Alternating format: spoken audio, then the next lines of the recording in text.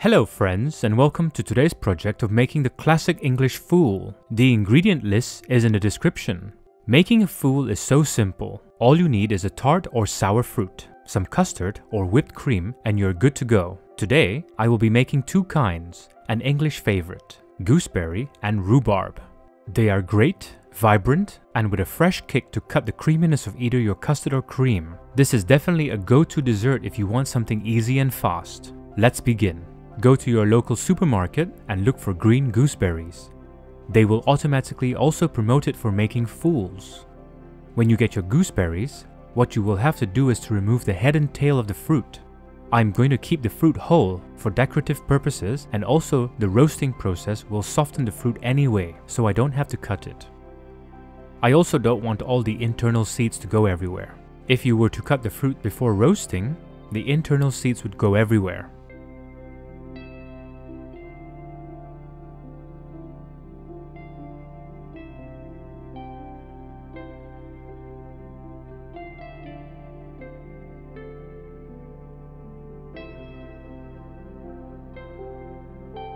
Here I have 285 grams of gooseberries. I'm going to add in 20% of sugar, which is 57 grams.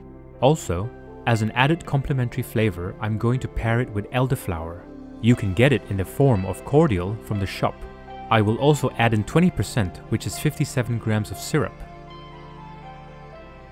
Give that a mix and let that sit for a while.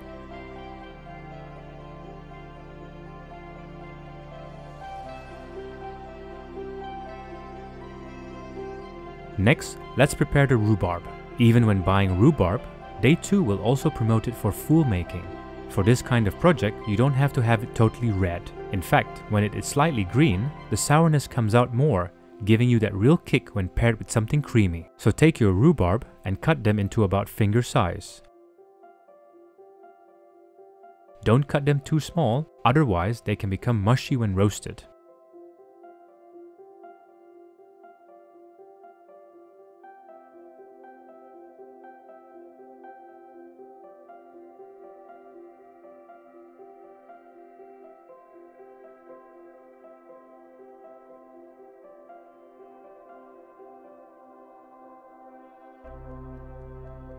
I managed to get about 355 grams of rhubarb. I will also be adding 20% of sugar, which is 71 grams.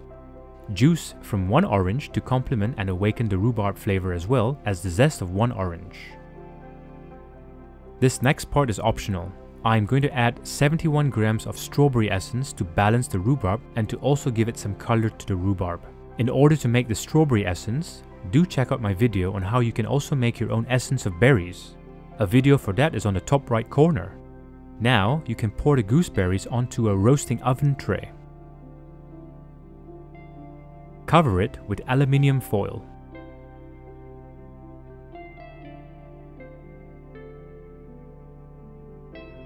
Do the same for the rhubarb.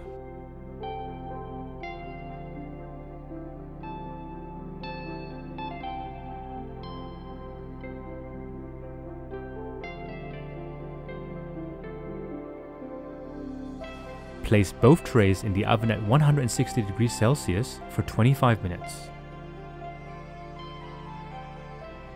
After the timer goes off, let's check on the gooseberries and rhubarb.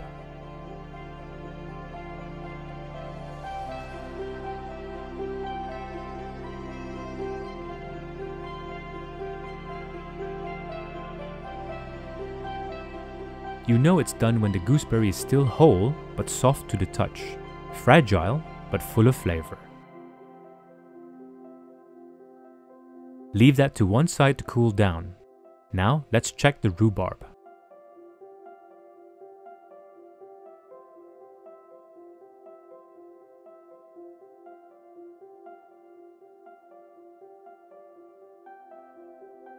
Same goes for the rhubarb, soft but still holding its shape. Once the trays have cooled down completely, you can then wrap the tray and place it in the fridge. The next day. In a large bowl, pour in 600 grams of double cream. Start whisking the cream. You will want to whisk it until there is some resistance and there is volume.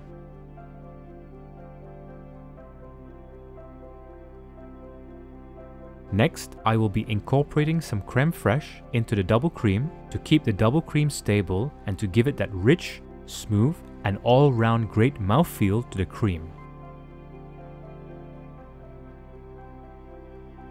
Fold the creme fraiche into the double cream.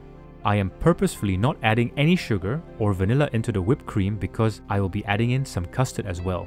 If you want to make this custard as well, a link for this is on the top right corner. Do check out my video on crème anglaise in order to make this fantastic vanilla-based custard. Now let's assemble everything. You can make it however you like. You can do it in layers, or you can mix everything together. Just as a reference, you can of course add in as much as you like. I am adding in about 25% fruit to whipped cream. Give the fruit a little smash and then fold in 75% of whipped cream.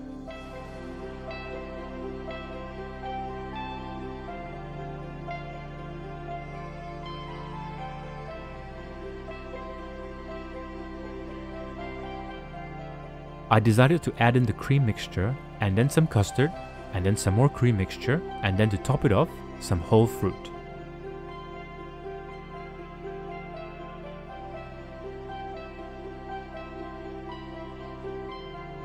I mean, this dessert is so simple, but yet a winner when eaten.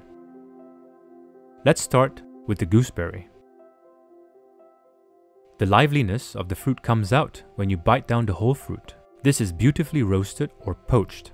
The second layer of floral notes comes out due to the elderflower, and it is complemented from the custard and smooth cream. What is there not to love? Now for the rhubarb. Do the same for the rhubarb.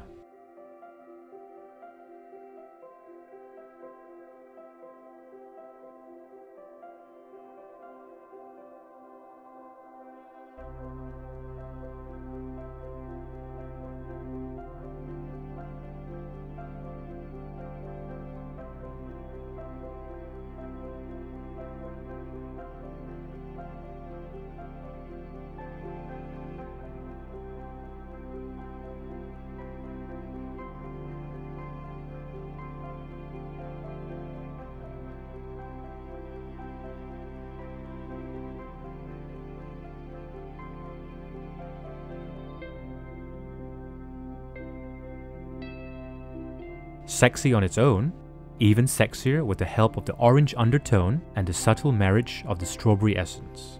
Both a supporting flavor when having the rhubarb paired with the vanilla custard just takes it to another level. Both of these bowls were finished without hesitation. I am so full. I promise you that you will love this too. If you aren't a fan of gooseberry or rhubarb, then other sour or tart fruits will work as well. You could also do a plum fool, a citrus fool, a cranberry fool, sour cherries fool, and the list can go on.